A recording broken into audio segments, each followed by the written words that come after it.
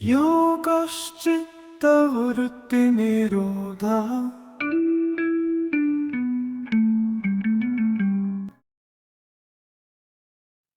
आजकल की hectic life schedule में नींद नहीं आना एक सामान्य समस्या बन चुकी है।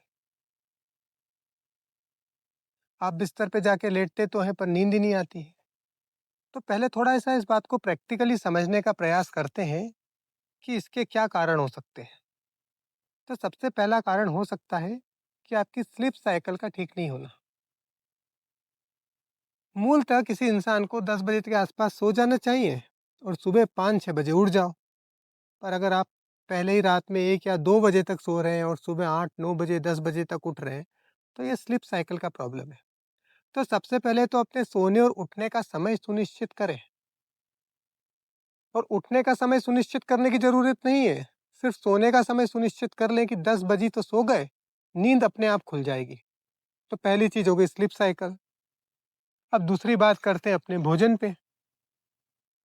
भोजन जहाँ तक संभव हो 7 बजे के पहले-पहले कर लें और भोजन हल्का करें।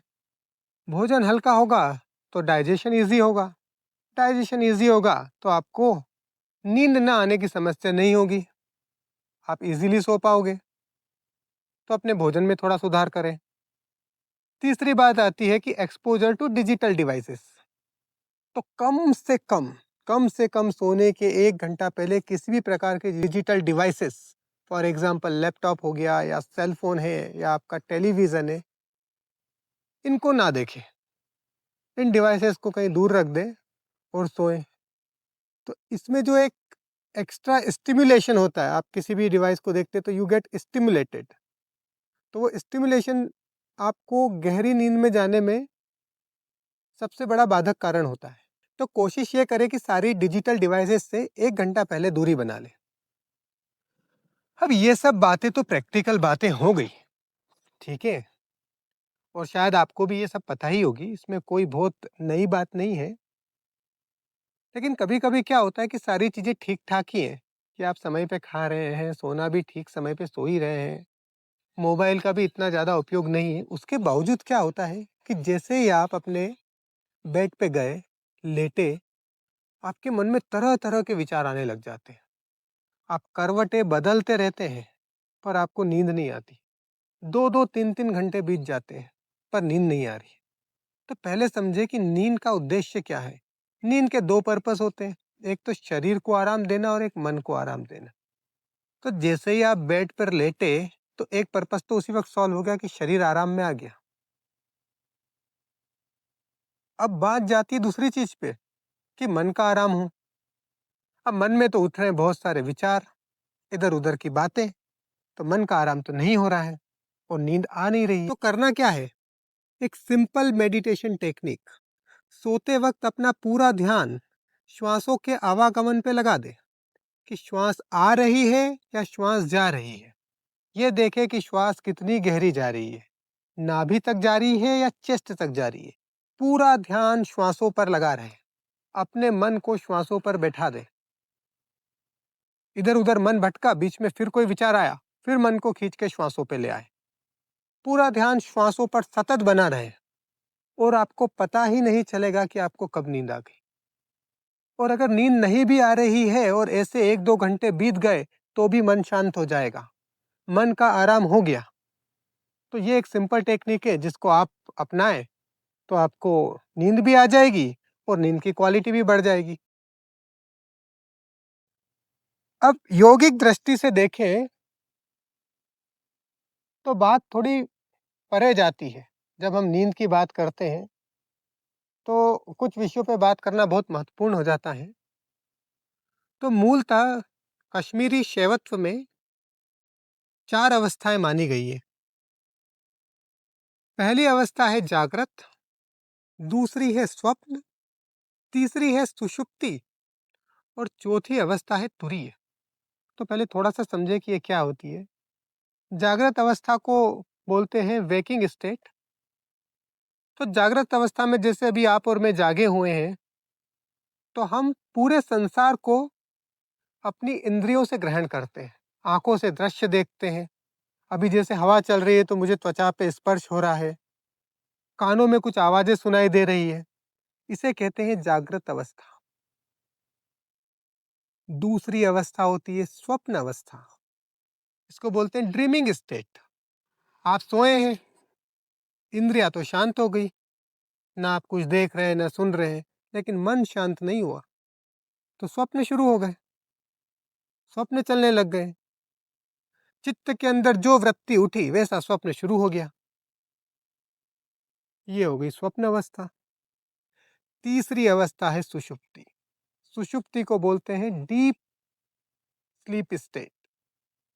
इस अवस्था में न तो आप जागृत हैं ना कोई स्वप्न चल रहा है, पूर्ण तरह से शांत, गहरी नींद। और यही आप शायद चाह रहे हैं कि मुझे गहरी नींद आ जाए। गहरी नींद की अवस्था, इस अवस्था को कहते हैं सुषुप्ति। इस अवस्था में होता तो कुछ नहीं है, पर आपको एक बहुत सुख का अनुभव होता है। नींद बहुत अच्छी आ जाती है, जैसे ही आप उठते हैं बड़ा फ्रेश फील करते हैं। ये हो गई सुषुप्ति। चौथी अवस्था जो कि तुरीय अवस्था, ये सबसे महत्वपूर्ण अवस्था है किसी योगी के लिए। योग की सबसे उच्चतम अवस्था तुरीय। इस अवस्था में आप पूरी तरह से कॉन्शियस रहते हैं, चाहे आप जागृत हो, चाहे आप स्वप्न में हो, चाहे आप सुषुप्ति में हो, आप जागृत हैं, आप स्वयं में स्थिर हैं, आपका साक्षी भाव पुष्ट हो चुका है। ये अवस्था है तुरीय अवस्था। अब एक कथा के माध्यम से इसको समझते हैं। एक बहुत ही प्रचलित कथा है। राजा जनक अपने राजमहल में सो रहे थे, उनको एक स्वप्न आया, और स्वप्न में वो क्या देखते हैं कि वो भिखारी हो चुके हैं, सारा राजपाट छिन चुका है, सड़कों पे घूम रहे हैं, भिक्षावृत्ति कर रहे हैं। अब किसी ने उन्हें भिक्षावृत्ति में एक कटोरा खीर दे दी। अब बिल्कुल भूख से परेशान, और जैसे ही उन्होंने बैठकर खीर ग्रहण करने की कोशिश की, पीछे से एक हाथी ने आके उनके ऊपर पानी डाल दिया और सारी खीर खराब हो गई, और इस तरह से उनका स्वप्न टूट जाता है। अब राजा जनक पूरी रात बेचैन, पूरी रात परेशान। सुबह होती है, अपने सारे मंत्रियों को सबको ये स्वप्न सुनाते हैं और उससे पूछते हैं कि अब सच क्या है, मैं राजा हूं या मैं भिखारी हूं। बोले जब मैंने सपना देखा था तब मैं पूरी तरह से इस बात को समझ रहा था कि हाँ मैं तो भिखारी हूं, पर अभी तो मैं राजा हूं। पर उन्हें कोई भी संतुष्ट उत्तर नहीं दे पाया उनके प्रश्न का। तो सब लोगों ने एक सुझाव दिया कि ऋषि अष्टावक्र को बुलाया जाए। ऋषि अष्टावक्र बहुत बुद्धिमान। जैसे ही ऋषि अष्टावक्र आते हैं उनके दरबार में, तो उनको पूरा स्वप्न का वृत्तांत सुनाते हैं राजा जनक कि मैंने ऐसा ऐसा स्वप्न दिया। तो फिर पूछते हैं कि आप बताइए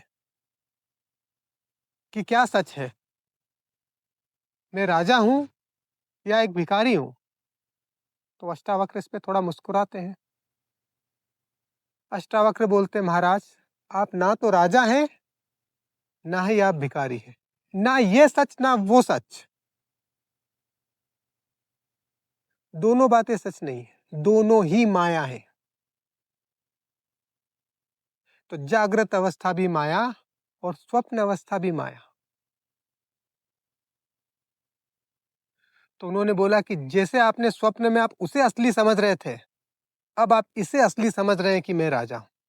ये भी एक बड़ा स्वप्न है।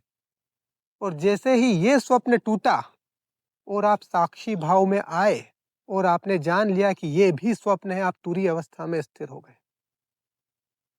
और फिर समझ में आया कि माया क्या है।